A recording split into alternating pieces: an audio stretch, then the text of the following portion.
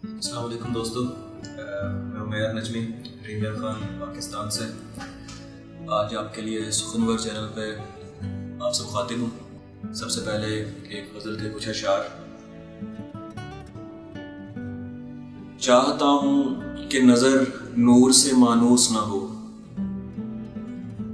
चाहता हूँ कि नज़र नूर से मानूस ना हो, रोशनी हो मगर इतनी हो कि महसूस ना हो।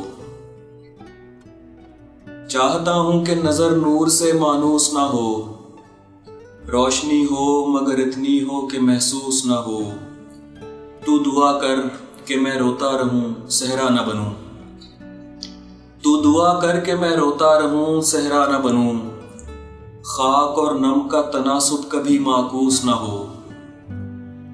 जिंदगी लंबी तो हो सकती है बेअंत नहीं, जिंदगी लंबी तो हो सकती है बेअंत नहीं। खुदकुशी की भी सहूलत है तू मायूस ना हो। जिंदगी लंबी तो हो सकती है बेअंत नहीं, खुदकुशी की भी सहूलत है तू मायूस ना हो। और कैसे खुल पाए ये राशा है कि भूचाल अगर, कैसे खुल पाए ये राशा है कि भूचाल अगर, कमरे की छत से लटकता हुआ फानूस ना हो।